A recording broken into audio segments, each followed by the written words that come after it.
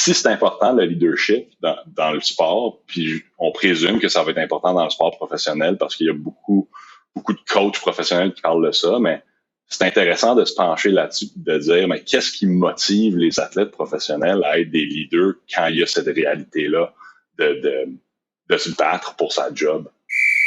Temps d'arrêt, le podcast sur l'art et la science du coaching, animé par Coach Frank, présenté par Très Bon Point. Bienvenue à Temps d'arrêt.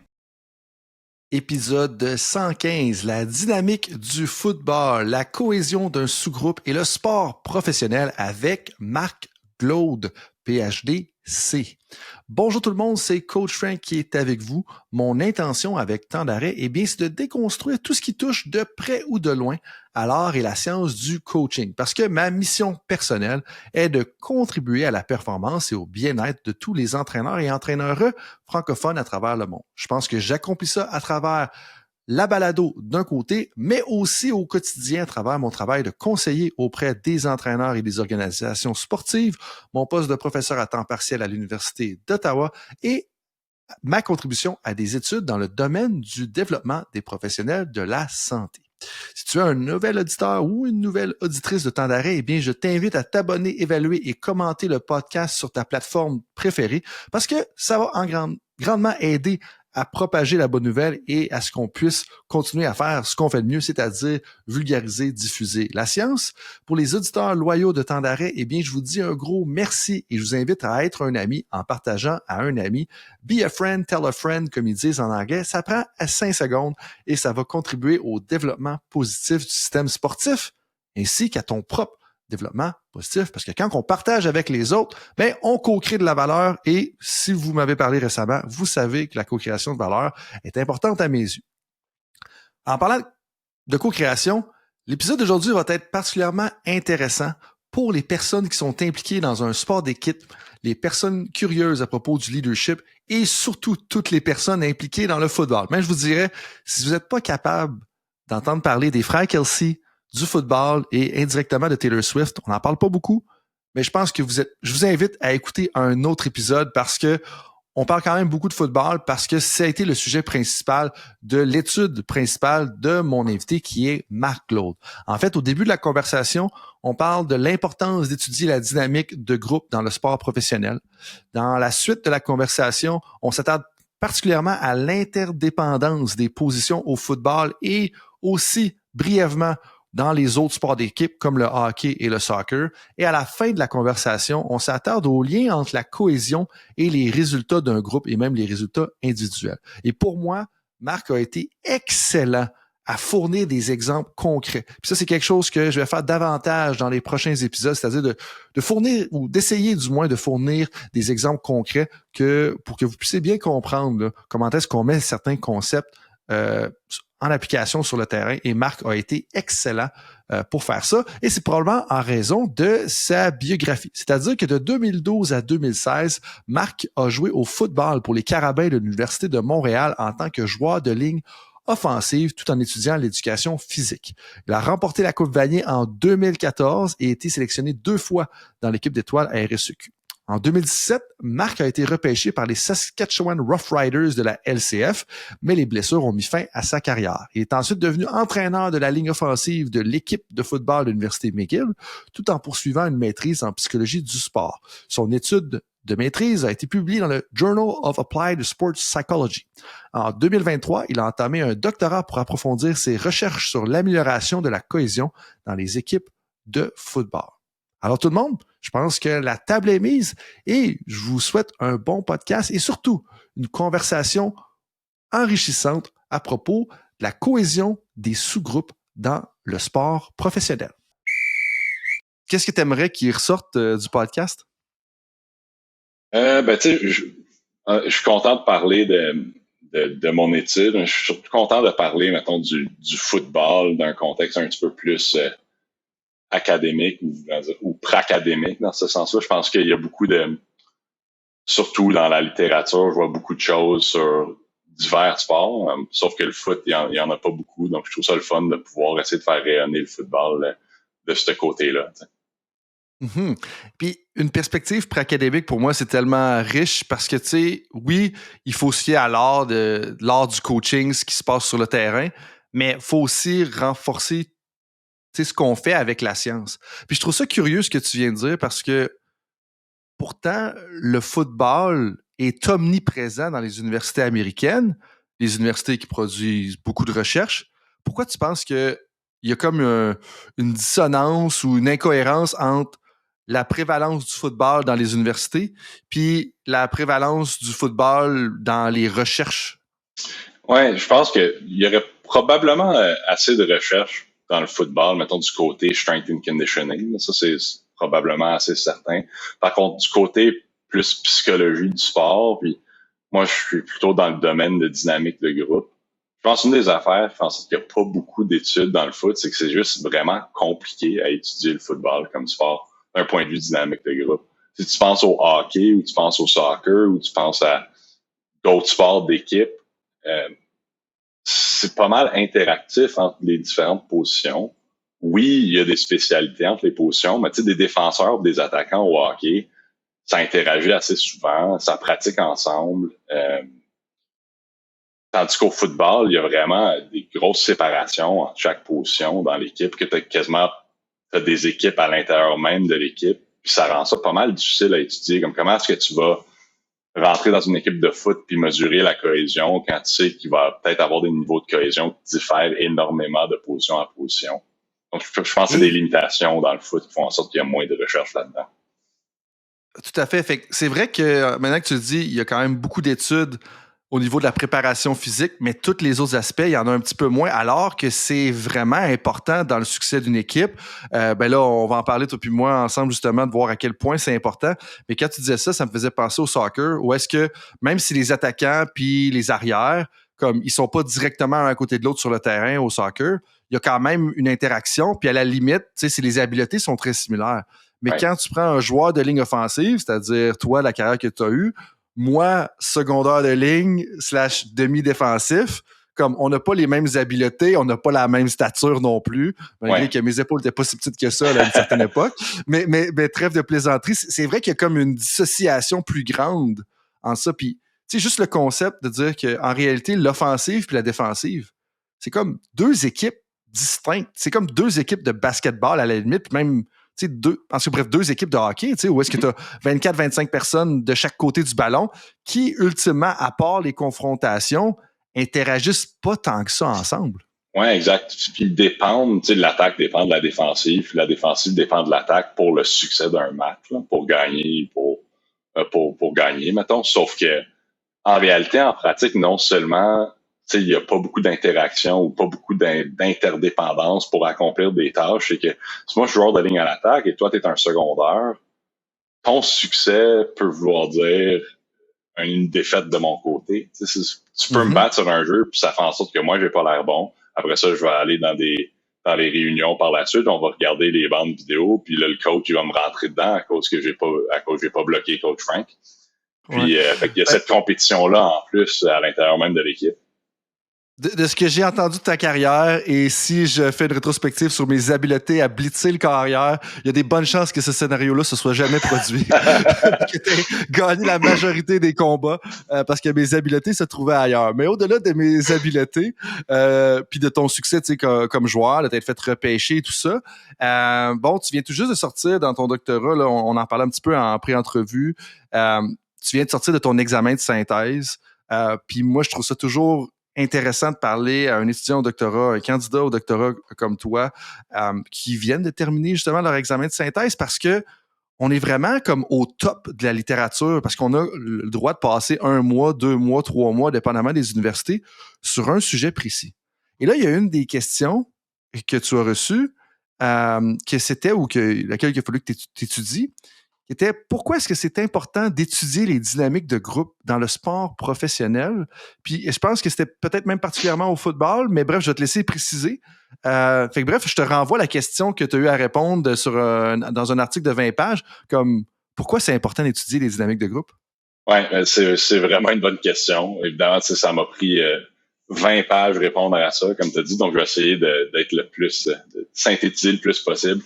Je pense que, tu sais, quand tu penses à la dynamique de groupe, il faut toujours que tu considères l'environnement en question. Puis un élément, c'est le niveau de compétition. Puis quand on pense spécifiquement au sport professionnel, quelque chose qui vient avec ça, c'est, mettons, les salaires de joueurs.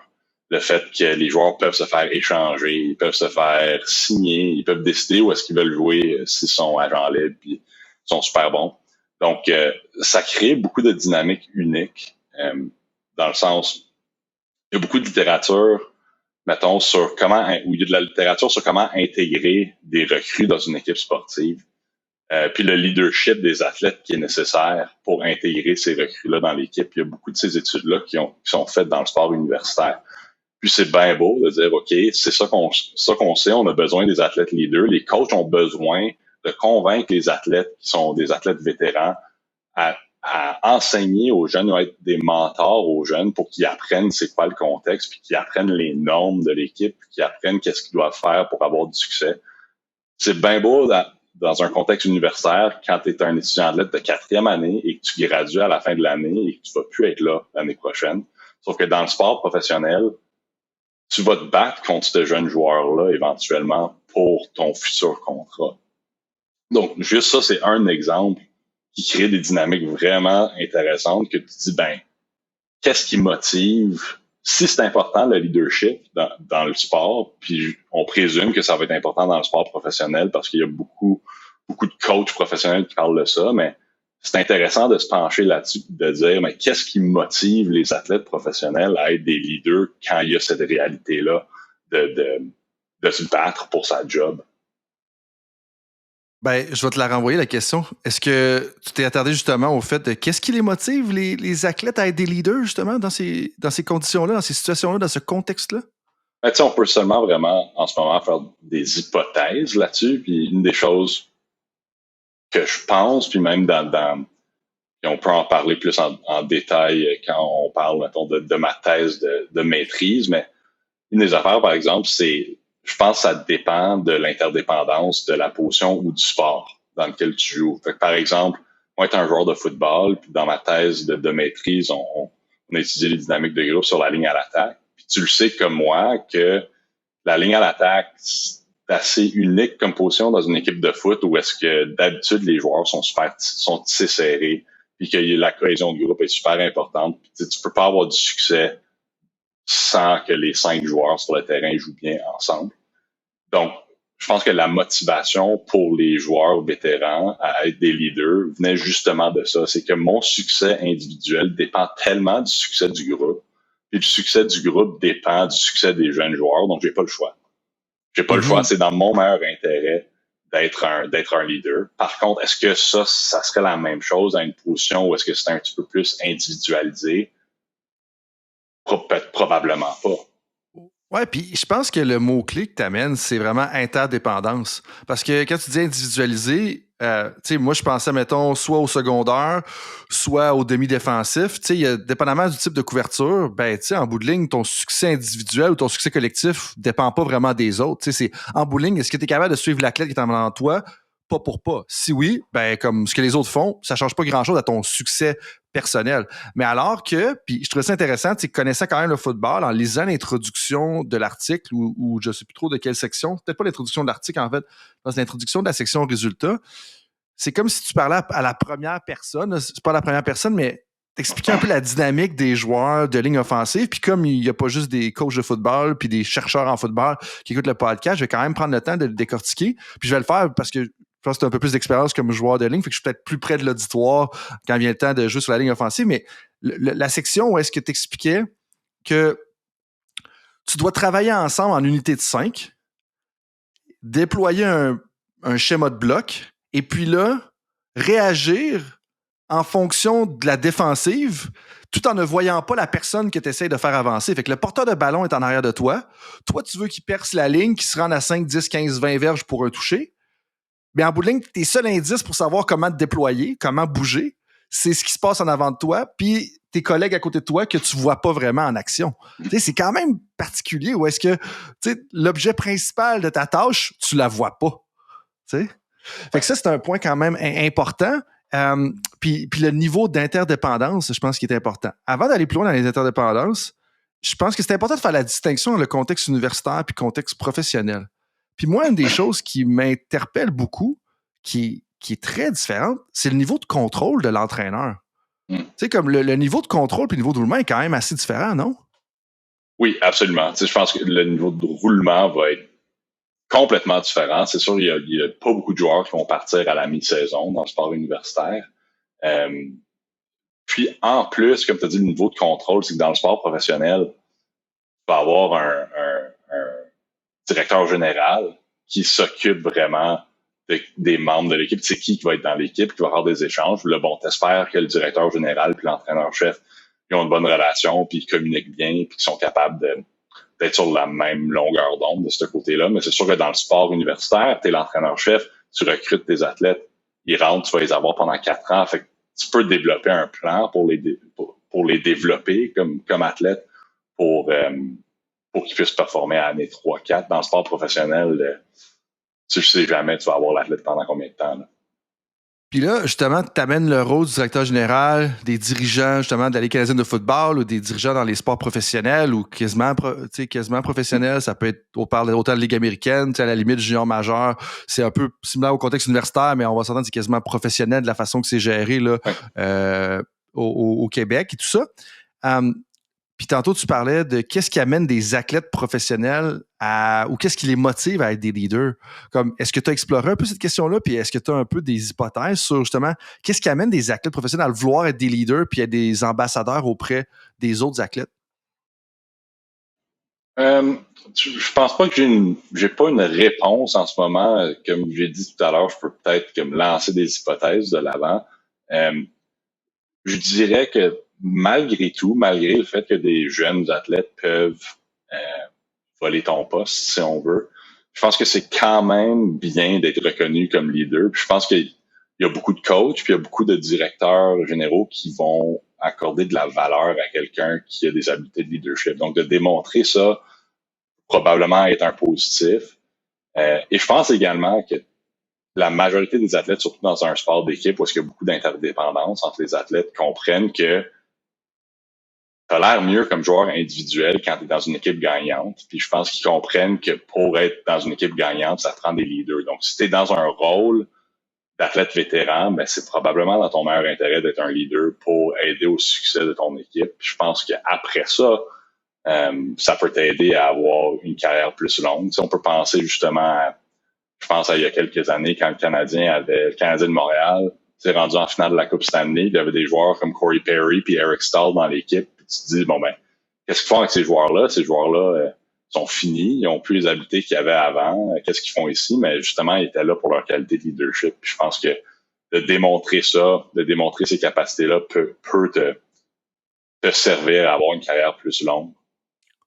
Puis tout à fait. Puis ça me ramène au modèle de Friendzone qui explique comme de quoi que si c'est perçu dans ton vestiaire que le leadership est de qualité, ben ultimement, les athlètes vont, selon ce modèle-là, vont mettre plus d'efforts, vont se préparer davantage, vont agir plus en unité, puis ça va ultimement avoir un impact sur les résultats parce que si les gens se préparent plus, mettent plus d'efforts, agissent plus en équipe, ben ultimement, c'est positif. Ouais, mais là, permets-moi de te...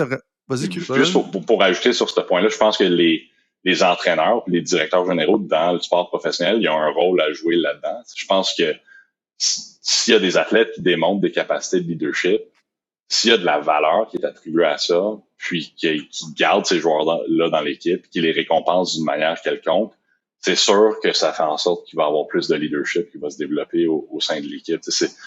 Je peux juste imaginer si tu es dans une équipe professionnelle, puis ton meilleur leader se fait échanger de même à mi-saison, probablement ça n'encourage pas les autres joueurs à être des leaders. Oui, puis ça fait un lien avec un des commentaires dans l'article aussi, où est-ce que, tu sais, vous parlez de l'interdépendance, mais en lien avec l'interdépendance, c'est comme s'il y avait une référence, puis là, je serais curieux de t'entendre, t'étendre là-dessus, là, j'avais juste dit extend on that, mais t'étendre là-dessus ou développer un petit peu ta perspective, où est-ce que, en t'attardant principalement, comme justement aux joueurs de ligue offensive, tu mentionnes que, bon, il y a clairement un haut niveau d'interdépendance entre les joueurs de ligne offensive, mais que les décisions de gestion de personnel devraient prendre en considération le niveau d'interdépendance Parce que changer un joueur de ligne, changer un demi-défensif, un receveur, ça n'a pas peut-être le même impact. Puis qu'est-ce que vous voulez dire par là? Puis pourquoi c'est particulièrement important de considérer ça? Ouais, fait que je pense que ça, c'était vraiment un commentaire qui a été fait en lien avec ce que les joueurs dans l'étude ils ont dit, que c'était surtout en lien avec l'importance des athlètes leaders au sein de la ligne à l'attaque, puis que, en fait, ce que les athlètes ils disaient, tu sais, c'est quelque chose qui se mesure pas nécessairement, les capacités de leadership d'un athlète, puis tu peux avoir, si ton athlète qui a 36 ans, sur la ligne à l'attaque, puis c'est quand même vieux, là, 36 ans sur la ligne à l'attaque. En fait, je sais pas comment il y a des gars qui se rendent là à 36 ans sur la ligne à l'attaque. Mais c'est quand même vieux. Puis c'est sûr que c'est des athlètes qui sont payés plus cher rendus là dans leur carrière qu'un athlète qui rentre puis qui a 23 ans. Puis même si le output sur le terrain, tu regardes les bandes vidéo puis tu dis, bon, ben le jeune athlète, il fait la même chose que l'athlète de 36 ans il fait. On va échanger le plus vieux pour le plus jeune parce que le plus jeune nous coûte 100 000 de moins par année. Ben, c'est bien beau, puis je pense que c'est logique comme décision si t'es un directeur général. Sauf que ce que les joueurs ils disaient, c'est que t'es pas capable de vraiment quantifier l'impact que ça a au sein du groupe parce que peut-être que ce leader-là dirige tout le monde dans le groupe ou il y a quelques joueurs qui sont pas tout à fait à l'aise avec le cahier de jeu ou je sais pas quoi, puis que cet athlète-là les mettre sur la bonne voie. Fait que si tu prends cet athlète-là, puis tu le remplaces par un plus jeune, c'est beau. Tu dépenses 100 000 de moins sur cet athlète-là, sauf que le reste des athlètes, ils ont un moins bon rendement qu'il avait avant parce qu'ils n'ont pas ce leader-là pour les diriger. Donc, c'était le cas sur la ligne à l'attaque parce que les athlètes disaient justement comment que tout le monde dépendait un de l'autre. Mais tu sais, la question se pose, est-ce qu'il y a d'autres positions, tu sais, ce que tu as mentionné avant avec les demi-défensifs en couverture, si tu es en couverture homme à homme, tu as juste besoin de suivre ton gars. Peut-être que la meilleure chose à faire dans cette situation-là, c'est d'échanger un plus vieux pour un plus jeune qui coûte moins cher. Puis c'est là que ce que tu viens d'amener en même temps, je pense qu'on doit se poser la question, c'est quoi mon système de jeu? Puis ça va être quoi l'impact sur le niveau d'interdépendance des athlètes? Comme tu le sais très bien, il y a des entraîneurs qui, en défensive, vont utiliser de la couverture homme à homme, puis ils vont rouler ça 75% du temps pour X raisons, parce qu'ils aiment beaucoup blitzer le corps arrière, etc. Ben, c'est sûr que le niveau d'interdépendance n'est pas le même que si, par exemple, tu joues le modèle de couverture à 2 safety et puis que là, tu es principalement en couverture de zone tout le temps, ou que tu joues du pattern read ou de la lecture de tracé comme ils vont le faire, admettons, avec les Seahawks de Seattle ou dans tout en fait, là, les Seahawks, je reviens au début des années 2010 là, avec le Legion of Boom. Mais bref, tout ça pour dire que qu'on soit au soccer ou au basketball, qu'on soit au hockey ou là, spécifiquement pour nous, au football, je pense qu'il y a intérêt à se poser la question, quel est le niveau d'interdépendance selon les positions dans mon sport, selon le système de jeu? Oui, absolument. Absolument, parce que c'est très vrai, comme tu as dit, couverture homme à homme, l'interdépendance pour accomplir les tâches est quasiment nulle, mettons. Là. Mais, sauf que tu as raison, si tu parles de faire du pattern read ou du bon match coverage, que c'est des règles ou est-ce que il y a besoin d'avoir beaucoup de communication entre 3 joueurs qui couvrent 2 joueurs offensifs. C'est sûr que dans ces scénarios-là, c'est comme si ça prend beaucoup de temps de développer la communication nécessaire pour bien exécuter ces couvertures-là, ben de sortir un des 3 gars, ça fait une grosse différence. Là. Ben, tout à fait. Puis c'est là que d'année en année, il faut penser au roulement. Puis là, tu m'as stressé un petit peu avec ton commentaire avant ma question. Là, où est-ce que là, Jason Kelce prend sa retraite? On va en parler parce que tout le monde parle de son frère et de sa blonde. Mais comme, tu sais, moi, je suis un grand fan des Eagles. Ouais. Jason Kelce prend sa retraite. Je suis vraiment curieux de voir l'impact parce qu'au-delà de ses habiletés individuelles qui sont quand même supérieures à la moyenne, on pourrait même dire excellentes, comme clairement qu'il y avait un rôle dans la cohésion de tout ça, tu sais, qui va bien au-delà du touche-push ou de la poussée des fesses vers l'avant, si on veut faire la traduction libre de tout ça. Puis là, parle-moi un petit peu de ton étude d'abord, là, pour mettre les gens en contexte. Là, qu'est-ce que tu as fait dans ta thèse de maîtrise? Qu'est-ce que tu as fait dans ton étude? Puis qu'est-ce qui en est ressorti en gros? Oui, donc je pense que je vais donner un petit peu de contexte pour un peu expliquer comment ça se fait que j'en suis arrivé à faire cette étude-là. Comme tu as mentionné auparavant, moi j'ai joué comme joueur de ligne à l'attaque, j'ai joué au football universitaire à l'Université de Montréal, j'ai été repêché par les Rough Riders de la Saskatchewan. Quand j'étais dans le foot universitaire, il y a eu une année où est-ce qu'on avait perdu une grande majorité de nos joueurs. On a perdu 4 partants sur 5. Donc on allait avoir un jeune groupe l'année d'après. il y avait beaucoup de questions qui se posaient sur, est-ce que la ligne à l'attaque va être capable de performer? Puis heureusement, cette année-là, on a eu un excellent coach d'O-line qui s'appelle Tony Adonna.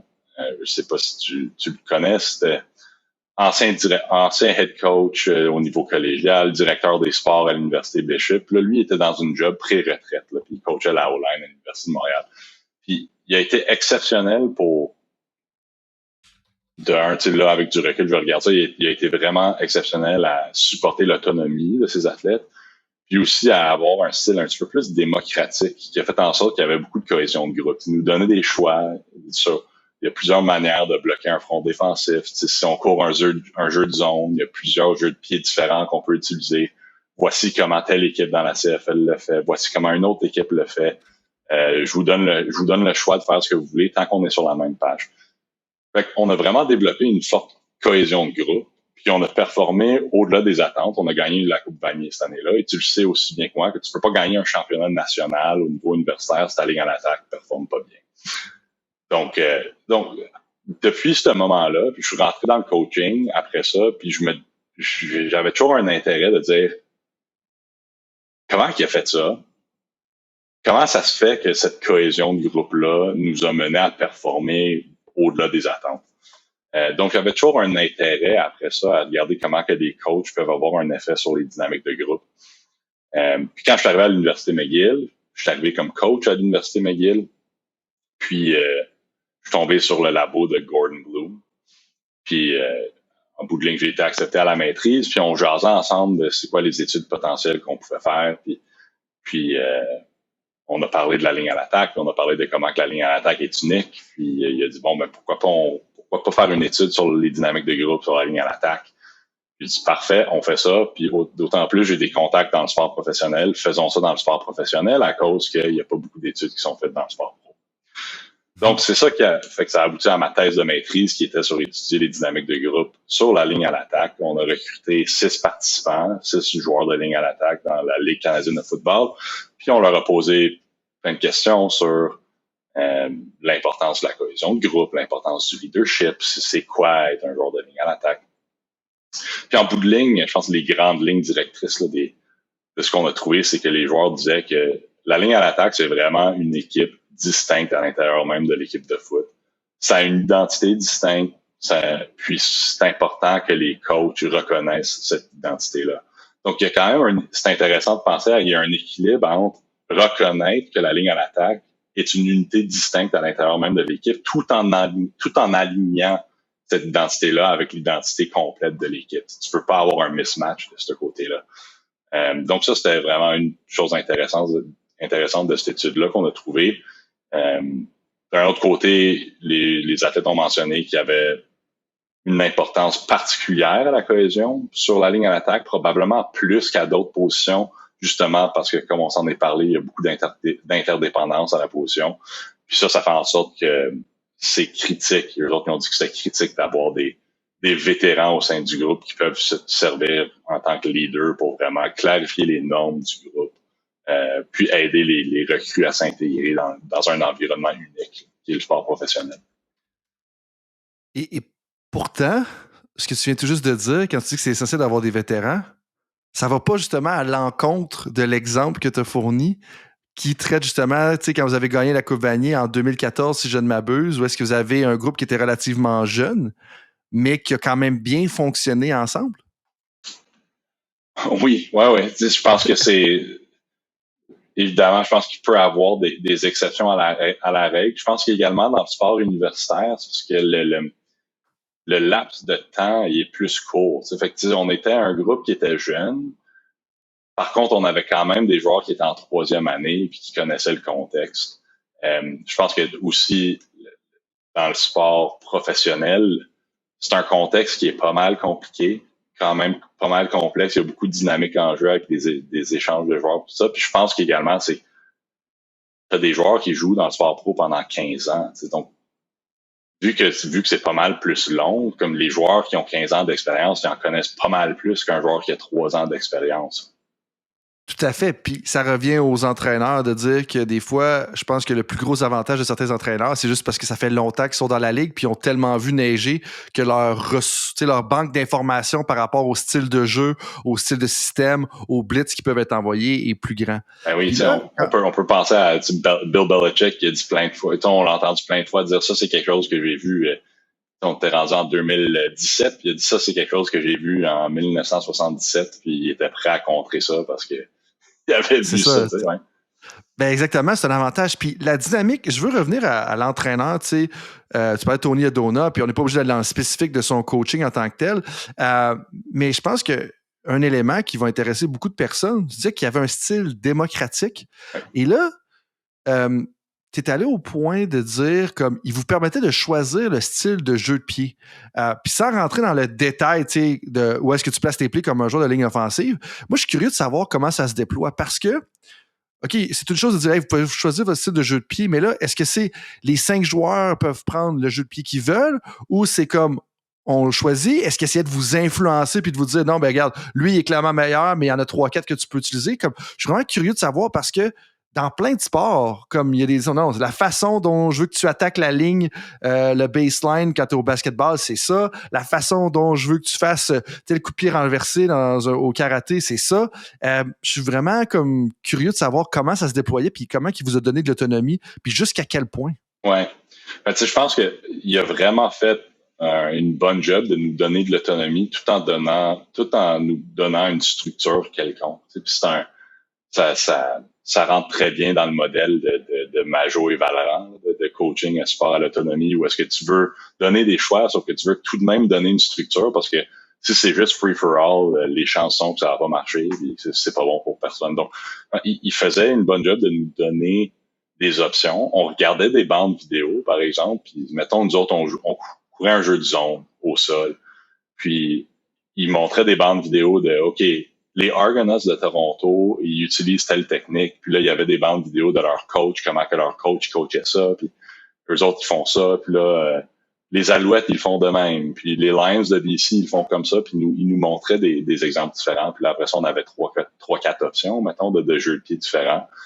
Puis ils disaient, bon, ben de ces 3-4 options-là, qu'est-ce que vous voulez faire?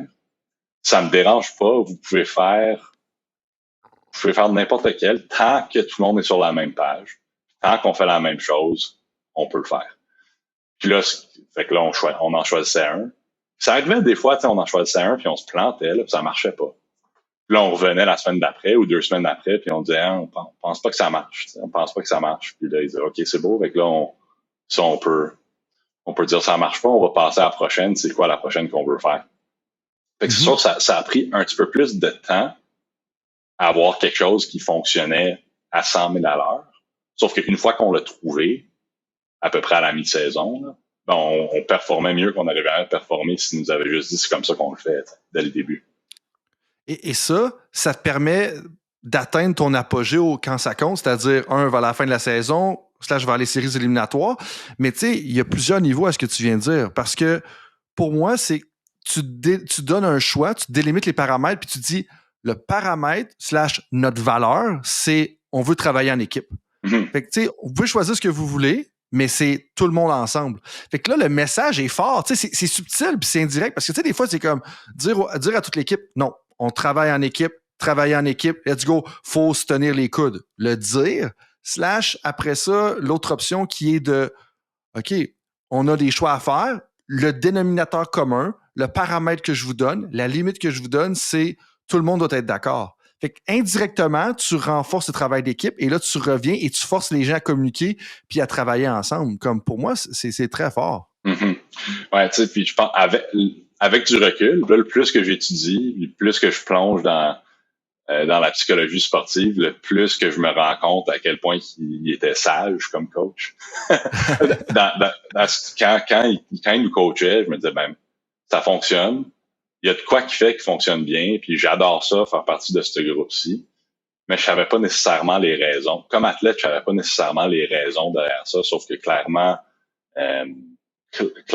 lui, il savait ce qu'il faisait, puis exactement comme les points que tu apportais, ça renforçait le travail d'équipe. Puis je pense que c'est ça qui a fait en sorte qu'en bout de ligne, en fin de saison, on était super, super tissé serré puis qu'on performait à notre meilleur aussi. Tout à fait. Et puis là, on parle d'un entraîneur de position. Puis pour mettre les gens en contexte, ben, au football, tu as les joueurs de ligne offensive qui ont il y a l'entraîneur de la ligne offensive, donc qui entraîne ces 7-8 joueurs-là, 10 dépendamment du programme. Après ça, il y a le coordonnateur offensif qui, lui, gère l'équipe offensive. Tu sais, tout à l'heure, je mentionnais, tu as une équipe, l'offensive, tu as l'autre équipe, la défensive, qui est comme l'équivalent d'une équipe de hockey en termes de grosseur. Puis tu as l'entraîneur-chef qui supervise tout ce monde-là. Là, des fois, les rôles sont combinés, là, mais on ne rentrera pas dans le détail. Mais il y a un point important qui est écrit dans votre article que je veux explorer.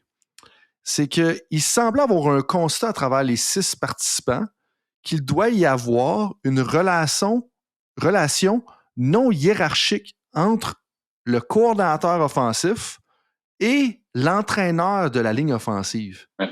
Qu'est-ce qu'on veut dire par ça, puis pourquoi c'est particulièrement important? Oui, ben, tu sais, qu'est-ce qu'on veut dire par ça, c'est que quand on peut penser, mettons, quand on peut penser au coaching efficace, je sais que tu as mentionné plein de fois sur ton podcast qu'il y a t'as besoin d'avoir des connaissances professionnelles qui incluraient les connaissances tactiques, techniques, mentales, tout le kit pédagogique, tout ça. Il y a également les connaissances interpersonnelles, puis ton travail sur les connaissances intrapersonnelles aussi. Mais si on pense plus spécifiquement du côté professionnel et interpersonnel, il semblait avoir vraiment une distinction entre les rôles que le coordinateur offensif puis le coach de la ligne à l'attaque devait avoir, dans le sens que les joueurs disaient le coordinateur offensif, c'est le coach tactique. Il prend les décisions tactiques, donc il décide c'est quoi les jeux qu'on roule, c'est quoi les stratégies, puis on achète ça, c'est correct. Sauf que souvent, à moins que le coordinateur offensif était joueur de ligne à l'attaque avant, souvent ils comprennent pas vraiment c'est quoi être joueur de ligne à l'attaque, puis ils nous demandent des choses qui sont pas réalistes. Donc, on veut pas nécessairement. Donc, on aimerait mieux avoir une relation serrée avec notre coach de ligne à l'attaque. On aime mieux que notre communication passe par notre coach de ligne à l'attaque parce que lui, il comprend notre réalité. Donc, d'un point de vue de coaching non hiérarchique, dans le sens que le coordinateur offensif est super important du côté tactique, sauf que le coach d'O-line est critique du côté interpersonnel. Puis si on croit vraiment que les deux sont aussi importants pour être des coachs efficaces, mais c'est pas nécessairement qu'un est plus important que l'autre, c'est juste les deux sont critiques et doivent séparer les rôles, mais sont pas nécessairement dans une relation hiérarchique. La nuance que tu amènes est particulièrement intéressante à mes yeux parce que ce que ça l'implique, c'est que ça ne veut pas dire que dans une équipe d'entraîneurs, tous les entraîneurs doivent être excellents en professionnel, donc connaître ton sport, interpersonnel, relations humaines, intrapersonnel, être capable d'apprendre, t'autoréguler. On simplifie comme ça, mais qu'on doit être conscient de la complémentarité de notre équipe d'entraîneurs envers un sous-groupe, de dire, hey, le coordinateur offensif, ben, clairement professionnel, peut-être même intrapersonnel. Le coach de O-line, ben, professionnel principalement au niveau technique, grosse force au niveau interpersonnel. Mais là, je me demande aussi, est-ce que c'est pas en lien? Parce que, en fait, la première question qui me venait à l'esprit quand tu mentionnais la nuance, c'est de dire, est-ce que cette réalité-là, elle est vraie pour tous les groupes? Parce que là, je reviens à l'exemple de Jason Kelce et puis des Eagles, parce que je la connais bien, mais on prend un exemple juste pour bien comprendre de quoi qu'on parle. Mais une légende dans la Ligue nationale de football, c'est Jeff Stoutland, qui est l'entraîneur de la ligne offensive des Eagles de Philadelphie, qui, en bout de ligne, dans tous les changements d'entraîneur qu'il y a eu dans les dernières années, c'est la personne qui reste en place et qui est là depuis plusieurs années. C'est comme s'il était l'entraîneur-chef de la O-line, puis il y a comme personne qui veut le déranger, puis c'est comme fais tes affaires. Puis il y a des comparatifs comme ça aussi au football canadien, au football universitaire. En tête, je pense à Carl Brennan, par exemple, avec l'Université Laval, qui est un des très grands coachs, une des légendes du football québécois. Et puis le point avec ça, c'est de dire, est-ce que le niveau d'interdépendance est le même à travers toutes les positions? Clairement pas.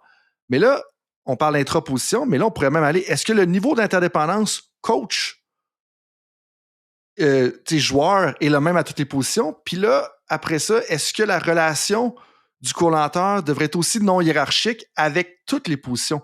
Je pense pas que la réponse est ça, mais je serais curieux d'avoir ta perspective là-dessus. Ouais, ça c'est des dynamiques super intéressantes et je pense que si je pense du côté offensif du ballon. Tu sais, c'est l'expérience que j'ai comme joueur et comme entraîneur, aussi comme entraîneur de la ligne à l'attaque. Je pense que tu sais, la ligne à l'attaque est unique dans le sens qu'elle est tout le temps tout seul avec leur coach. Puis, je pense que tu sais, si on pense à une autre position comme les receveurs, ben les receveurs puis le corps arrière, ça c'est super interdépendant. C'est des positions différentes, mais ils dépendent l'un de l'autre d'une manière, ils sont super interdépendants. Les receveurs, ils peuvent rien, ils vont jamais recevoir de passe si le carrière, il lance pas, il fait pas les bonnes lectures, puis le carrière va jamais pouvoir lancer si les receveurs, ils courent pas, ils vont tracer. Donc, souvent, c'est important d'avoir des réunions puis d'avoir des périodes de pratique où est-ce que ces deux positions-là sont ensemble. Parce qu'ils dépendent l'un de l'autre. Donc, tu sais, je pense que dans ce sens-là, est-ce que la relation, coach de receveur est aussi importante que la relation O-line, coach d'O-line? Probablement pas, juste parce qu'ils ont tellement plus d'interaction avec le coordinateur offensif par nécessité.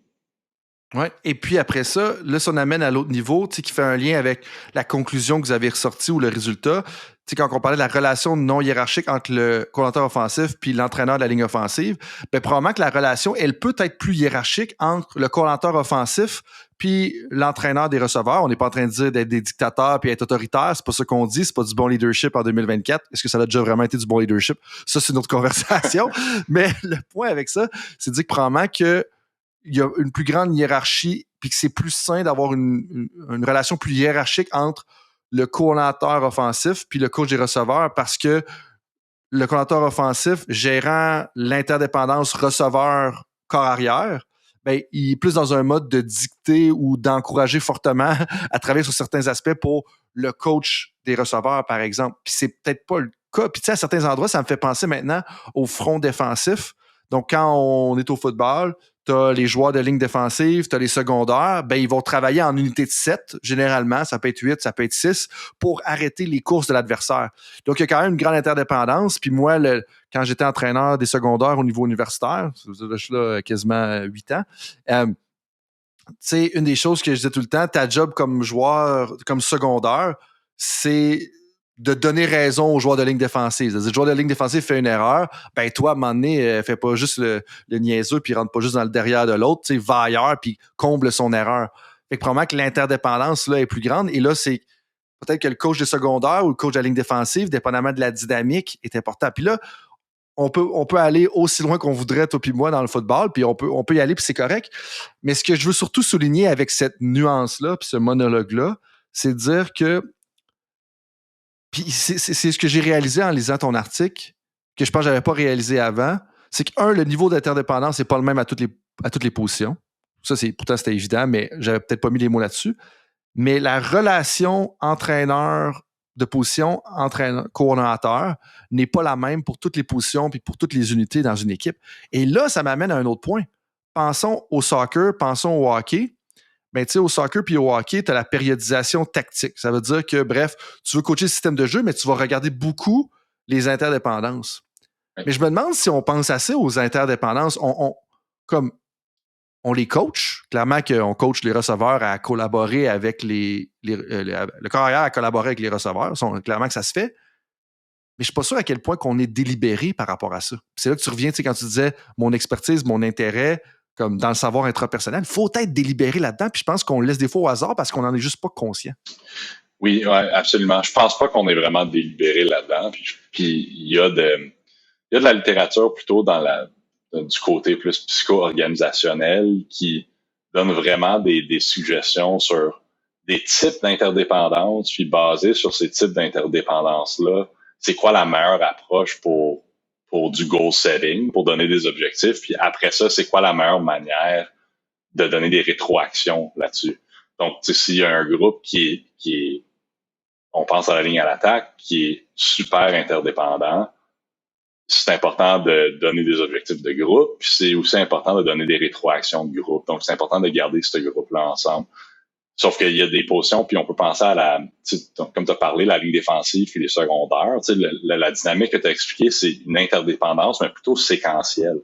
Que la ligne défensive fait quelque chose, puis là, les secondaires, par la suite, vont réagir pour corriger l'erreur ou juste pour remplir l'espace qu'ils ont besoin de remplir, basé sur ce que la ligne défensive fait. Dans ce cas-là, c'est important d'avoir des objectifs de groupe, sauf qu'on peut aller de l'avant et donner des rétroactions individuellement à chaque groupe. On n'a pas besoin de donner des rétroactions avec tout le monde ensemble. Donc, je pense que c'est d'être... Tandis que, tu sais, carrière puis receveur, on peut penser sont interdépendants un petit peu de la même manière que la O-line est interdépendante. Donc, là, c'est important de donner des objectifs de groupe et également donner du feedback de groupe. Tu pourrais peut-être même argumenter que parfois sont séquentiels, là, parce que le carrière lance puis les receveurs, ils attrapent par la suite. Donc, peut-être que tu peux donner des rétroactions par la suite de manière séparée. Donc, je pense qu'il y a une manière d'être délibéré là-dedans. Je pense pas qu'on y pense bien. Ben, vois-tu, puis là, tu amènes un point très important. Ça veut dire que, ce qu'on discute depuis tantôt, c'est clairement qu'il faut être conscient du niveau d'interdépendance. Après ça, il y a une relation particulière qui s'établit avec l'entraîneur et à l'intérieur des entraîneurs. Mais là, après ça, il faut ajuster nos objectifs en fonction du niveau d'interdépendance. Et puis après ça, adapter ou choisir nos rétroactions en fonction de ces objectifs-là qui sont basés sur le niveau d'interdépendance. Et là, tu amènes une variante supplémentaire. Puis moi, être un coach de sport d'équipe, entendre ça, ça me pitch dans 10 000 directions à réfléchir pour le coaching. Mais quand tu fais la distinction entre une interdépendance qui est davantage séquentielle, je pense comprendre ce que tu veux dire, mais est-ce que tu peux en dire un peu plus puis clarifier un peu ça, puis peut-être même donner un exemple concret? Oui, donc, par exemple, une interdépendance séquentielle, ça serait que, par exemple, il y a une personne qui doit accomplir une tâche pour que la personne d'après puisse accomplir une tâche à eux.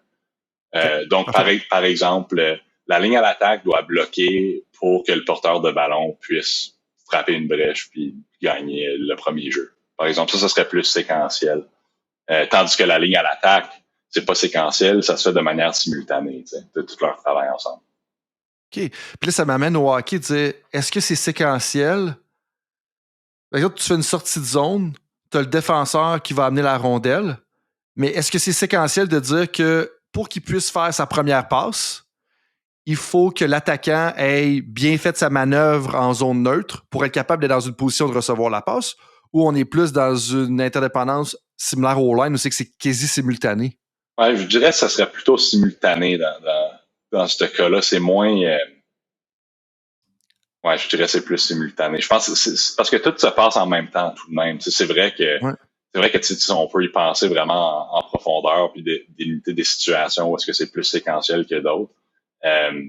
Sauf que j'ai l'impression qu'au hockey, généralement au hockey, tout le monde est plus interdépendant d'une manière plus simultanée. Ce serait pareil au basketball, ce serait pareil au soccer, je dirais. Et puis en fait, ça va dépendre des sous-groupes. C'est là que ça revient un peu à ton étude. Je pense que ça va être quand même différent parce que justement, les attaquants versus les arrières au soccer et tout ça, comme c'est pas nécessairement la même chose. Puis là, je pense même au basketball, c'est la façon dont tu vas rouler la balle ou la façon dont tu vas pouvoir attaquer la clé. Comme pour vrai, c'est super intéressant. Puis je pense que c'est là où est-ce que toi, tu le dis souvent, il y a de l'art puis il y a de la science du coaching. Puis je pense que ceux qui sont le mieux placés pour déterminer ça, c'est les coachs. C'est les experts dans ces sports-là. Donc, c'est sûr qu'il y a de l'art à déterminer c'est quoi le type d'interdépendance. T'sais.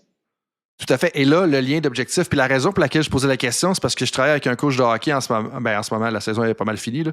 Mais bref, dans les derniers mois, puis on se posait la question sur les sorties de zone, puis je me demandais, est-ce qu'en bowling, on parle, tu sais, souvent, des fois, on va évaluer l'habileté d'un défenseur à faire la première passe, mais est-ce qu'on évalue, ben, c'est un objectif individuel, mettons son pourcentage de succès sur sa première passe, mais en réalité, est-ce que le pourcentage de succès sur la première passe, / la sortie de zone, devrait être en réalité un objectif collectif? Là, tu n'as peut-être pas la réponse en ce moment, mais c'est là que j'étais dans ma tête de dire, OK, comment est-ce qu'on transpose ça dans différents milieux? Ouais.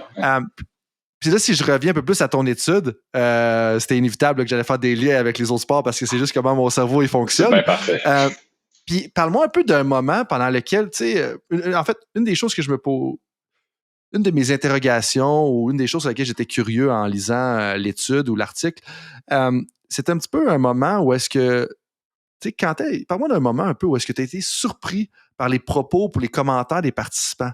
Parce que tu as joué sur la ligne offensive là, pendant 18 ans ou / joué coaché pendant 18 ans. Tu connais quand même la dynamique, mais moi, je suis curieux de savoir, est-ce qu'il y a quelque chose qui t'a surpris dans ta collecte de données? Puis si oui, c'est quoi? Puis comment est-ce que ça t'a surpris? Ouais, c'est une très bonne question. Je sais pas. sais pas si ça serait le terme surpris, mais peut-être quelque chose qui m'a vraiment sauté aux yeux, c'était vraiment en rapport avec le contexte professionnel. Tu sais, j'ai de l'expérience à jouer au line, donc il y a beaucoup de choses qui disaient que je comprenais plutôt rapidement, sauf que malgré que j'ai été repêché par les Rough Riders à Saskatchewan, j'ai pas beaucoup d'expérience dans le sport professionnel. Donc, des éléments spécifiques reliés au sport professionnel ont pu me surprendre. Tu sais, par exemple, il y avait des commentaires de joueurs qui parlaient de quand ils se sont fait échanger, comment que ça se faisait. Puis des fois, c'est assez raide, là. Puis tu peux même pas je pouvais même pas m'imaginer être dans ces scénarios-là, puis des joueurs qui disaient que, par exemple, tu sais, ils ont des amitiés avec les joueurs de ligne à l'attaque, ils vont chez eux pour faire des barbecues, sont rendus amis avec les enfants, leurs enfants sont amis, tout ça, puis là, ils sont au plein milieu du barbecue, puis ils reçoivent un appel, puis c'est comme, tu t'en vas à l'autre bout du pays aujourd'hui. Oh, tu sais, des choses de même, hein? que tu sais, puis tu penses pas, puis tu le sais qu'il y a des échanges dans le sport professionnel, puis c'est d'une évidence, tu sais, qu'il y a des choses de même, ça se passe, sauf que quand tu entends l'expérience réelle des joueurs qui ont vécu ça, tu te dis, ouf, c'est pas toujours une vie facile, là. Je sais qu'on aime ça, on pense que c'est tout, puis il y a beaucoup de monde qui ont des ambitions de jouer au sport professionnel, puis c'est bien correct, mais tu sais, c'est sûr qu'il y a des difficultés quand t'es rendu à ce niveau-là. Oui, tout à fait. Puis c'est là que tu reviens à l'interdépendance, puis au leadership, puis à la cohésion du groupe. Imagine si tu es rendu au point de dire que toi, tu es le centre, puis là, à ta droite, c'est la personne avec qui, comme tes amis, les femmes, comme, tu sais, c'est ton ami, les enfants jouent ensemble, les femmes se connaissent bien, interagissent bien, tu les vois à tous les samedis soirs après les games, par exemple, je donne un exemple X. Puis là, d'un coup, bang, tu t'en vas à l'autre bout du pays. Là, comment est-ce qu'au niveau interpersonnel, puis on sait que ça a un impact sur la performance sur le terrain, comment est-ce que ça déstabilise des choses qui vont au-delà du chèque de paye pour faire tant de blocs, là, tu sais? Ben oui, tu sais, puis tu peux penser à la personne qui vient remplacer ce joueur-là. Si t'es le joueur en question, que ta femme est amie avec sa femme, puis les enfants sont amis, vous avez des barbecues à chaque semaine, ça dérange pas c'est qui le joueur qui s'en vient, puis ça peut bien être le meilleur gars, puis tu veux pas lui en vouloir nécessairement, mais c'est sûr, c'est tough de faire fonctionner ça, parce que c'est le gars qui rentre puis qui remplace ton meilleur chum. Ouais, puis c'est là que je pense qu'en tant que dirigeant dans le sport professionnel, il faut se poser la question sur dire OK, oui, ça c'est important. Puis oui, mettons, tu sais, parce qu'on peut prendre l'exemple de Madden puis dire peut-être que l'échange que tu as fait, tu as échangé un joueur qui était à 83 de overall là, pour rendre ça vraiment simple. Je sais pas comme ça qu'ils évaluent les joueurs dans les rangs professionnels. Tu le sais, je le sais, tout le monde le sait, mais juste pour qu'on se comprenne dans la conversation, oui, tu en rentres peut-être un qui est à 86, mais l'impact négatif que ça va avoir sur l'autre et ou le temps que ça va prendre à recréer cette interdépendance-là. Tu sais, dans le milieu du travail, moi, l'information que j'ai, là, puis sûrement que ça peut varier d'une place à l'autre, c'est que ça prend 4 mois à un employé pour être 100% productif. Une fois que tu l'auras, tu sais, que tes heures sont rentabilisées, là, même si j'aime pas ça parler comme ça, ben, tu sais, je serais curieux de savoir, puis peut-être que ça va être ça le sujet de ton doctorat, c'est quoi la durée que ça prend pour que l'interdépendance revienne au niveau initial, au niveau souhaité, quand tu échanges un joueur, tu sais, même si le joueur est de meilleure qualité. Ouais, c'est une bonne question. En tout cas, si c'est 4 mois, ta saison est finie, là. Donc... tout à fait. tout à fait. On se comprend là-dessus. Ouais. Puis là, ça m'amène à dire, il y a une citation qui pourrait parler beaucoup aux entraîneurs, là, à mon avis, dans ce que j'ai lu ce matin puis la semaine dernière là, en préparation pour notre conversation. Puis je suis curieux d'avoir ton avis puis d'aller un peu plus en profondeur à ce sujet-là. Puis je vais la lire mot pour mot. Puis je t'inviterai à commenter un peu sur la signification par la suite. Puis là, c'est une traduction libre facilitée par l'intelligence artificielle là, pour être transparent. Traduction libre dans le sens qu'il faut quand même que je mette ma touche un petit peu pour que ce soit bien cohérent.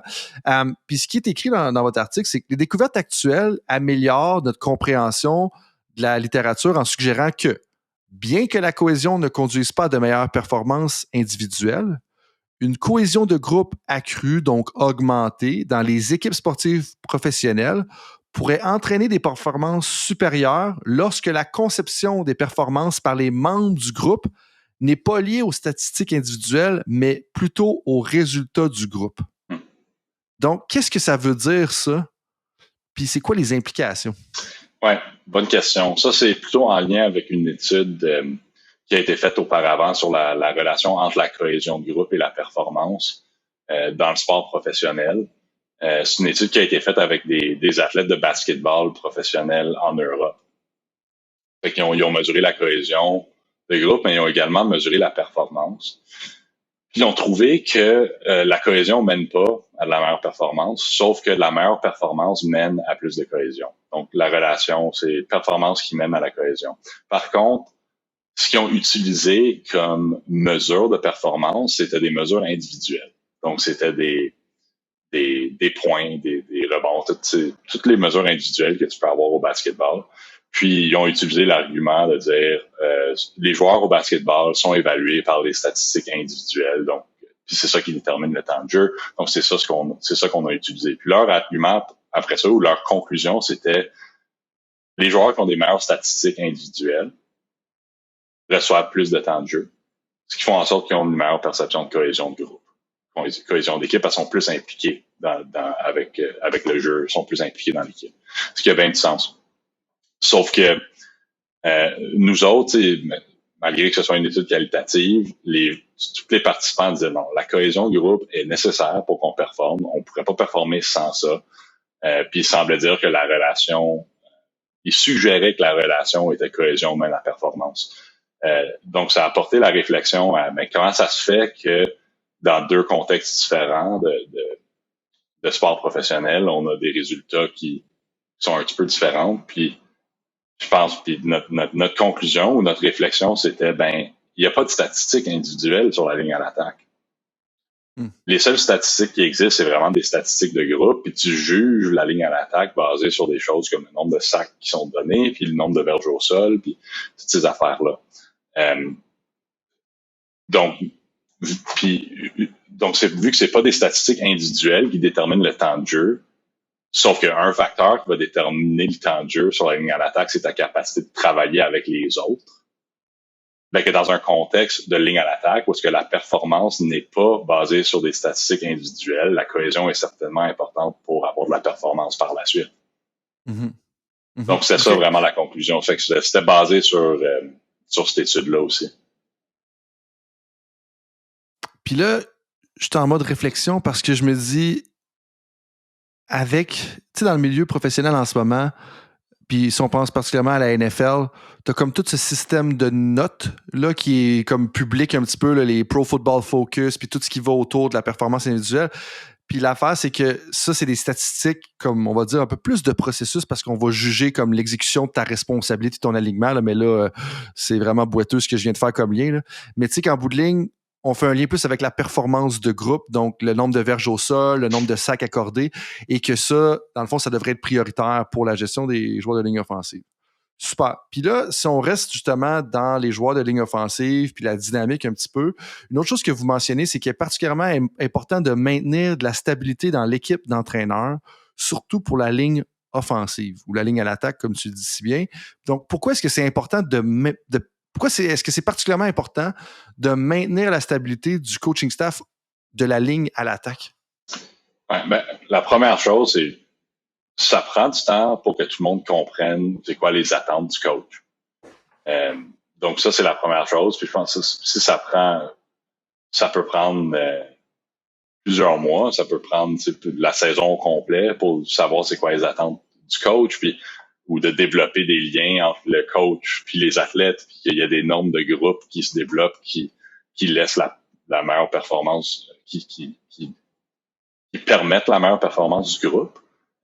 Donc, s'il y a un coach de ligne à l'attaque qui change à chaque année, puis comme joueur, tu dois apprendre c'est quoi les attentes de ce coach-là, mais tu arrives à un point où est-ce que la majorité de ton temps est passé à essayer de comprendre c'est quoi les attentes du coach et non à performer à ton max. Puis, fait qu'il y a ça pour le coach de la ligne à l'attaque. Puis, évidemment, si on parle de coordinateur offensif, mais si tu changes le système offensif à chaque année, tu passes ton temps à apprendre un nouveau cahier de jeu, à apprendre une terminologie différente. Ça tire du jus, puis ça enlève de l'énergie, puis de l'espace mental qui pourrait être utilisé ailleurs.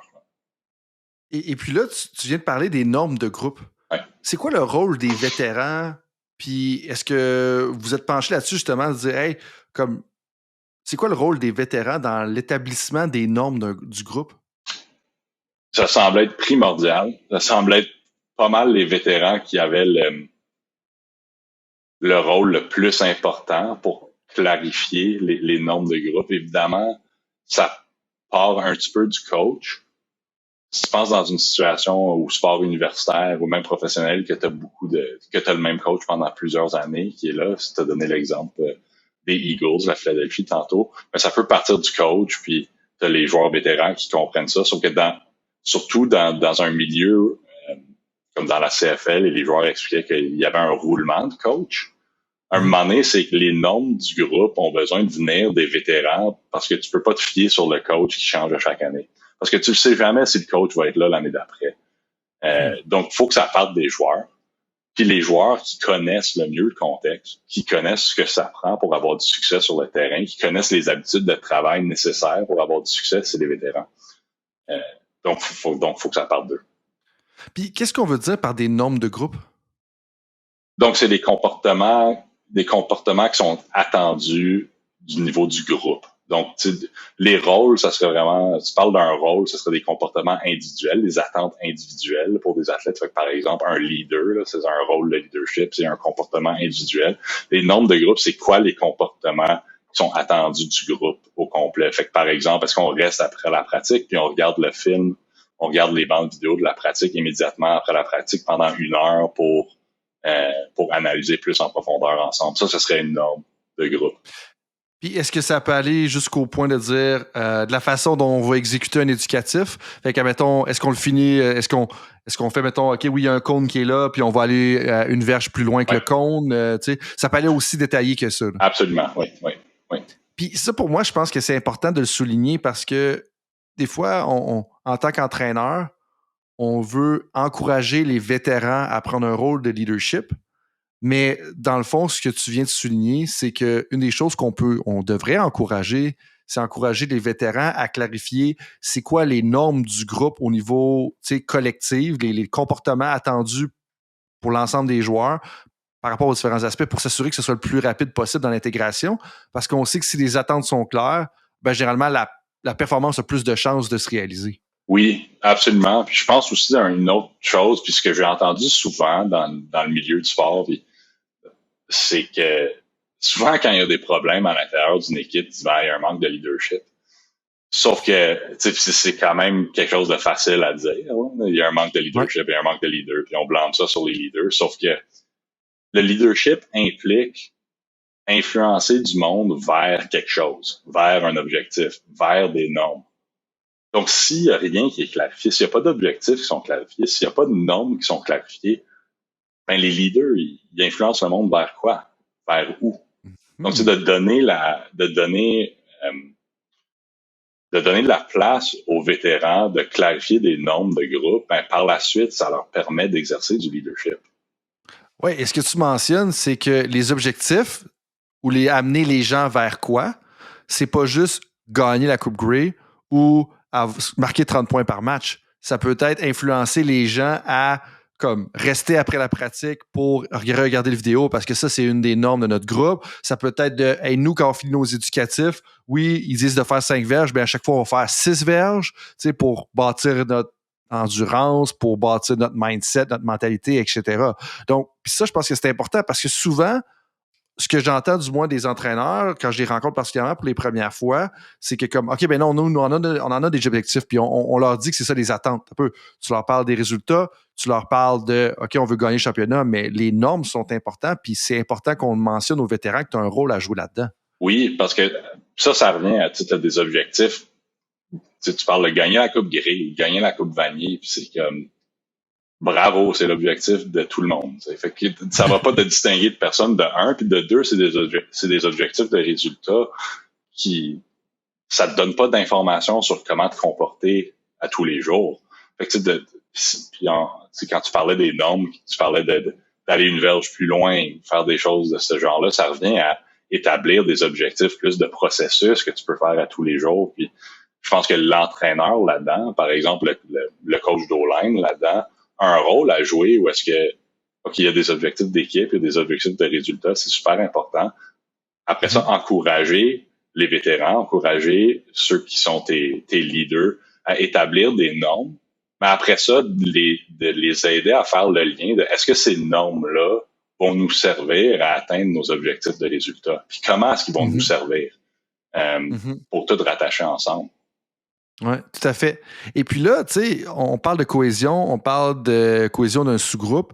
Avant, puis je t'ai déjà informé de ça, mais avant d'enregistrer des conversations puis de se jaser, j'aime ça tout le temps comme parler à un entraîneur qui pourrait, ou une entraîneur, qui pourrait avoir un intérêt, tu sais, avec le sujet de l'expert invité. Et puis, l'entraîneur en question est un entraîneur de la ligne offensive, particulièrement au niveau collégial. Et puis, sa question, c'était, une de ces questions, en fait, il y en avait 3 excellentes questions, on en a déjà répondu à une, c'est comment mesure-t-on la cohésion au sein d'une équipe et plus spécifiquement au sein d'un sous-groupe comme les joueurs de ligne offensive ou bien les secondaires? Comment est-ce qu'on peut mesurer ça? Bonne question. D'un point de vue, si tu veux être le plus objectif possible et vraiment avoir des mesures, il y a des questionnaires qui existent dépendamment du niveau de compétition. Il y en a un qui s'appelle Group Environment Questionnaire, que ça a été établi par Bert Caron dans les 1985, je pense que ça a été établi dans cette année-là. Fait qu'il y a un questionnaire, c'est un questionnaire qui a 18 thèmes dessus, qui mesure on n'a pas besoin d'aller dans les détails, mais mesure les 4 dimensions de cohésion. Ça mesure la cohésion de groupe. Donc, tu pourrais donner ce questionnaire-là, puis avoir des mesures plutôt objectives sur la cohésion d'un groupe. Maintenant, c'est pas toujours pratique faire ça. C'est pas toujours pratique de donner un questionnaire, puis je pense que si tu veux pas faire ça, une manière peut-être un petit peu plus informelle de voir ça, je pense que c'est regarde comment que le groupe se comporte ensemble. Par exemple, à un camp d'entraînement, puis tu sais, là, le coach en question, c'est un coach collégial, fait que ça se peut que ce soit un petit peu différent, mais je pense quand j'étais à l'université, quand notre groupe était super cohésive sur la ligne à l'attaque, mais quand il y avait des repas qui étaient donnés à l'équipe pendant le camp d'entraînement, ben, il y avait une table que c'était la ligne à l'attaque. Puis toute la ligne à l'attaque était ensemble, puis il y avait personne d'autre qui allait. Les autres pouvaient se joindre à nous, mais c'était certain que tous les joueurs de ligne à l'attaque allaient être là, puis ça allait être ça. Donc ça, c'est une manière d'observer ça. Est-ce que les joueurs ont tendance à avoir beaucoup d'interactions sociales ensemble à l'extérieur même du terrain? Fait que ça serait peut-être une manière un petit peu plus informelle de regarder ça. Mm-hmm. Puis je pense que, en fait, tu me fais plaisir en disant ça parce que je pense qu'il y a beaucoup de valeur quand on fait, si on prend les termes de recherche, là, une étude à méthode mixte. Je veux dire, quand on combine le quantitatif avec le qualitatif, parce que c'est le quantitatif, donc le questionnaire avec des items puis des scores, etc., ça donne de l'information pertinente et intéressante, mais ça dit pas tout. Parce que tu peux avoir des scores, mais ça va pas en relater peut-être à quel point justement ils vont passer du temps à l'extérieur, ou est-ce que c'est positif ou ils le font juste par obligation. Puis ça, c'est plus le côté qualitatif quand tu observes justement le groupe être un avec l'autre, tu sais, sur la table, à la cafétéria, dans les pauses entre 2 pratiques, peut-être dans le camp d'entraînement. Tu sais. Puis ça, je pense que c'est là qu'on a quelque chose de vraiment puissant. Et puis, ce que tu dis pas, puis ça, je veux juste le clarifier, c'est surtout pas de faire un questionnaire à chaque semaine. Il faut trouver des moments pertinents à travers l'année, de dire, OK, hey, on peut faire un questionnaire là, on veut voir dans quelle direction ça va, peut-être même après la 2e, 3e semaine, en milieu de saison, voir, OK, dans quelle direction on s'en va pour le reste, parce que justement, si on revient à ce que tu disais au départ, toi, tu as senti vraiment un crescendo l'année que vous avez gagné la Coupe Vanier. Ben, c'est pas vrai que la cohésion, elle est statique. Puis c'est tout le temps le danger de prendre un point d'information quantitatif puis de dire, ah, là, on a une cohésion de groupe à 6 sur 7. OK. Mais ça évolue à travers le temps. C'est là que le qualitatif vient complémenter un peu tout ça. Exactement. Puis, on l'a mentionné un petit peu tout à l'heure aussi, puis c'est sûr que les performances de groupe vont avoir un effet là-dessus aussi. Puis, quand tu performes mieux, tu as tendance à avoir plus de cohésion de groupe aussi.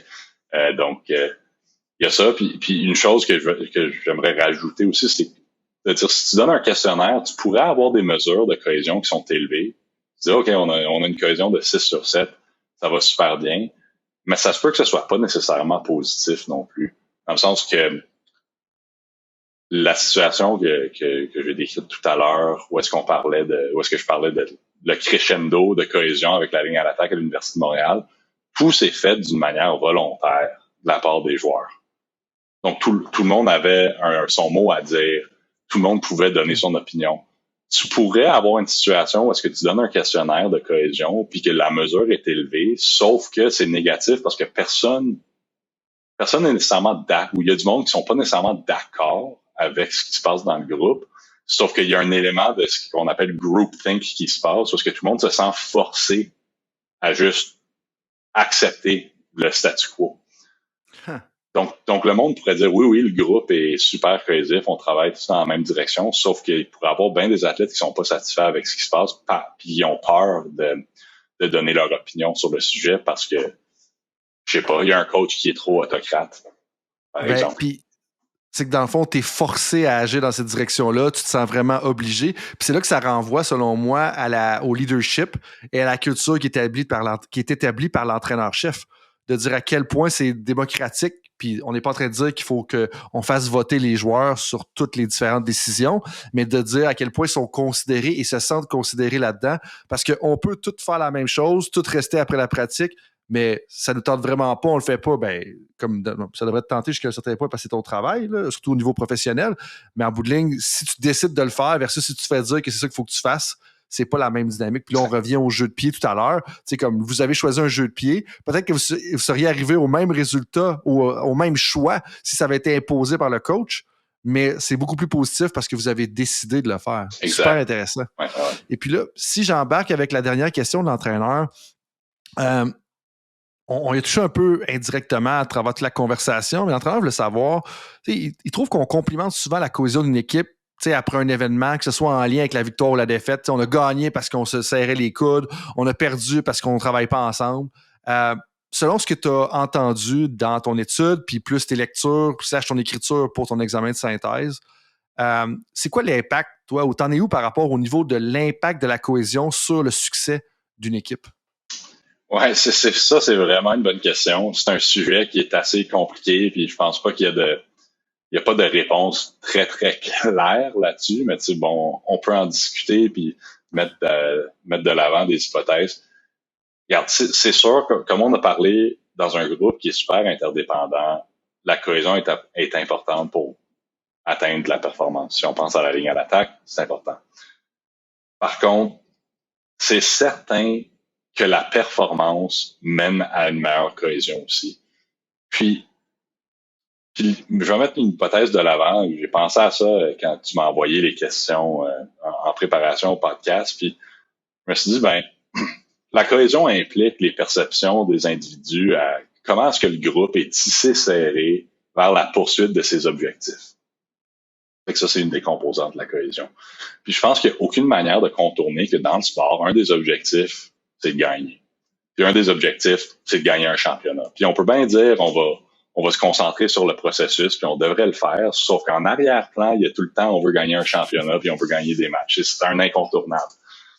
Donc, je pense que quand une équipe gagne, et le plus qu'une équipe gagne, le plus que tout le monde croit que l'objectif de gagner est une possibilité.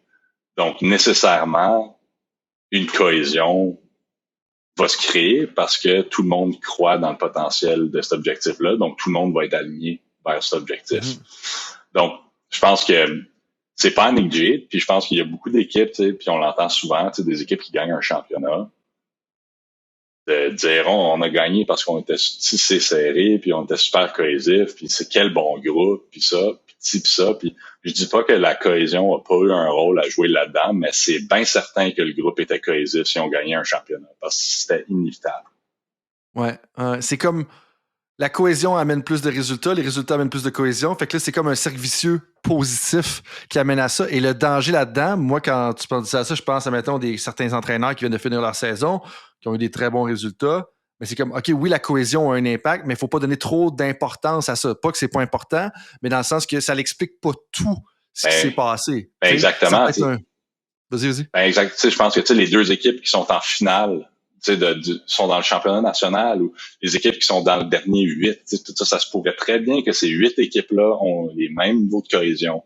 Fait que rendu là, c'est plus la cohésion nécessairement qui explique la victoire ou la défaite. C'est pas parce que tu perds un match 26-23 en finale que l'autre équipe avait plus de cohésion que toi. Là. Oui, tout à fait, parce que la préparation physique entre là-dedans, la préparation tactique, technique, mentale, name it, tu sais, tout ça. Super intéressant, Marc. Et tout ça m'amène justement aux questions éclairs que je te pose pour en savoir. Tu nous donnes des pistes de réflexion si les gens veulent lire un livre, veulent réfléchir un peu à ce que tu as dit, puis qui nous amène à en connaître un peu plus sur ta personnalité. Comme on est dans le football, je vais commencer avec la dernière question éclair pour toi. Je vais te mettre dans l'eau chaude en partant. Moi, j'aime beaucoup le jeu Start Bench Cut. Parce que ça amène les gens à faire des choix difficiles. Il y en a que je leur propose de faire des choix entre la bière, le vin, le fort et tout ça. Donc, c'est un podcast pour adultes en bout de ligne. Mais ceci étant dit, toi, je t'ai amené un choix un peu plus déchirant à mes yeux. Si tu avais à classer comme partant sur le banc, réserviste ou coupé, les 3 options suivantes. Qui tu mettrais où? Les règles du football américain de la NFL. Donc, on est à 4 essais, 11 contre 11, petit terrain, pas de motion. Règles du football canadien de la CFL et du football universitaire. 3 essais, 12 contre 12, gros terrain avec des motions. Et règles du football canadien au niveau collégial et secondaire. 4 essais, gros terrain, 12 contre 12 avec des motions. Lequel est partant, lequel est réservé, c'est lequel est coupé. Oui, là, tu m'as forcé avec cette question aussi à pas être politically correct. Exactement. Donc, je veux dire, comme partant, étant un joueur de ligne à l'attaque, j'aime bien le jeu au sol, puis je trouve que les règles de la NFL se portent bien à avoir beaucoup de jeux au sol. Donc, je dirais la NFL de justesse sur la CFL. La CFL, ça serait un bench d'abord, mais ça serait de justesse. Ça serait le genre d'affaire que, tu sais, le joueur vient te voir puis il te demande pourquoi je suis benché pourquoi je suis benché puis l'autre gars, il est partant. Tu dis, question de nombre. Vous êtes pas mal égal, il fallait juste prendre un choix. Il fallait juste faire un choix. Voici le politicien, là. Le political correct vient de revenir, là. Fait que bench CFL parce qu'il y a trop de jeux aériens pour un O-line. Puis cut, je dirais collégial secondaire. Moi, je dis, on se décide, là, on joue au foot américain ou au foot canadien. On choisit un ou l'autre, puis let's go. Ah ouais. Moi, c'est super intéressant comme réponse. Puis moi, je rêve là, d'un jour où est-ce que la NFL adopte les règles collégiales secondaires. Ah ouais. Hein? Imagine la NFL, 4 essais, 11 contre 11, mais les porteurs de ballon puis les receveurs qui sont pas sur la ligne de mêlée peuvent faire des motions comme ils veulent. C'est déjà explosif en ce moment, ça serait incroyable. Mais là, je vois déjà les Américains se plaindre. Ils sont pleins quand on a changé la distribution des numéros puis qu'il est tout mêlé. Mais comme imagine comment ça serait dynamique. Tyreek Hill en motion, comme en motion illimitée, name it, ça serait spectaculaire. Mais OK, intéressant. C'est sûr que tu as raison. L'émotion, c'est quand même un bon avantage. Mais j'adore ton point de dire on peut-tu se brancher, là? Comme on joue-tu du 3 essais ou on joue du football? Parce que en bowling, est-ce qu'on fait. On fait pas un ni l'autre, fait que ça probablement que ça nuit au développement dans un certain sens, dans la compréhension de la game 3 essais ou dans la compréhension de la game réelle américaine. Ouais, comme j'ai l'impression puis je pense que l'objectif, il est bon. Je pense qu'il essaye de dire, on a comme on mélange les règles canadiens puis américains pour préparer les joueurs aux deux, puis on se dit, peut-être ça donne plus de chance aux joueurs de se rendre dans la NCAA par la suite, mais ça les prépare quand même pour le foot universitaire au Canada, sauf que je pense pas que ça fonctionne nécessairement. Je pense pas qu'on envoie nécessairement plus de joueurs dans la NCAA parce qu'on joue au football à 4 essais. Je pense que si on veut envoyer plus de joueurs dans la NCAA, jouons au foot américain, 11 contre 11, 4 essais, let's go. Puis sinon, règles canadiennes, comme on fait U-Sport puis CFL. Tout à fait. Super intéressant.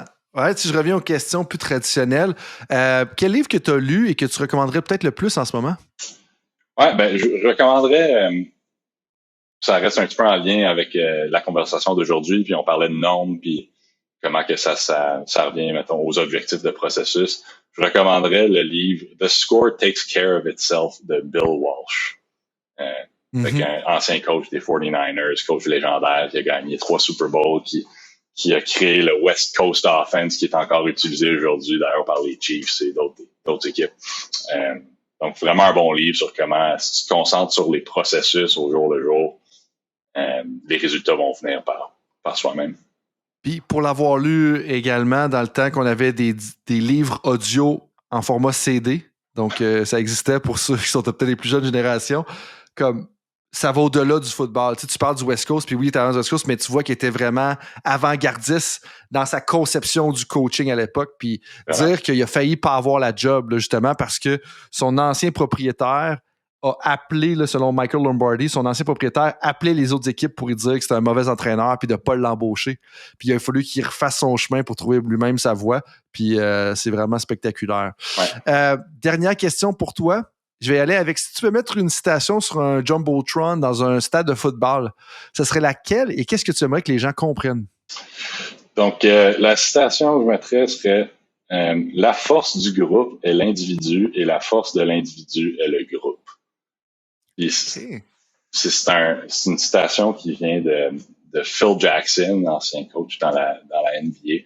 Puis je pense que ce que je voudrais que les gens comprennent de ça, c'est que quand tu fais partie d'un groupe, ta contribution individuelle est primordiale. C'est critique que tu contribues le plus possible d'un point de vue individuel pour que le groupe puisse avoir du succès. Sauf qu'en même temps, tes forces individuelles sont augmentées par le reste du groupe, puis tu dois leur faire confiance, puis tu dois travailler avec eux autres pour atteindre les plus hauts niveaux de performance individuelle et collective. Super. Bon, ben on garde ça en tête. Marc, ça nous amène à la fin de notre conversation. Avant que je conclue l'épisode, est-ce que tu as un mot de la fin pour les entraîneurs, les intervenants dans le sport qui nous écoutent? Et puis, comment est-ce qu'on peut te rejoindre si on a davantage de questions sur tes projets? Ouais, je sais pas si je pense que j'ai pas trop d'autres choses à dire. Je pense que je dirais restez patient, concentrez-vous sur le processus, peu importe c'est quoi le résultat au moment présent. Je sais que des fois, ça peut être frustrant quand il y a beaucoup de défaites, sauf que lâchez pas. Puis si vous êtes confiant dans votre approche puis dans ce que vous faites, juste continuez à persévérer, puis les résultats vont venir. Pour me rejoindre, vous pouvez me rejoindre sur LinkedIn, un profil LinkedIn, Marc Glaude, ou sinon par courriel à mon adresse McGill, ce qui est marc.glaude@mail.mcgill.ca. Ben super, on va mettre tout ça dans la description de l'épisode. Marc, merci beaucoup, pour avoir fait un projet appliqué avec le football professionnel. Moi, ça m'intéresse. De deux, d'avoir pris du temps pour venir en discuter, de partager ton expertise. J'apprécie beaucoup. Et puis, j'espère que tout le monde, vous avez apprécié notre conversation sur la cohésion d'équipe. Et je vous dis à la prochaine pour un autre épisode de Temps d'arrêt. Salut tout le monde, c'est Coach Frank avec un petit rappel pour vous avant que vous partiez pour vos autres projets de la journée, que ce soit une pratique ou un entraînement. Est-ce que vous voudriez recevoir une petite réflexion de ma part par courriel? Est-ce que vous aimeriez ça vous faire challenger dans votre travail? Si oui, bien, la réflexion du coach est pour vous. C'est quoi ça? Eh bien, c'est un petit courriel textuel qui partage les idées, concepts et débats qui animent mon esprit dans les dernières semaines. C'est très court, 250 à 500 mots. Et donc, si vous voulez recevoir ce genre de courriel qui va susciter de la réflexion, eh bien, visitez le drcoachfrank.com dans la section Contact et inscrivez-vous. Sinon, eh bien, je vous dis à la prochaine et merci d'être avec moi dans l'aventure Temps d'arrêt.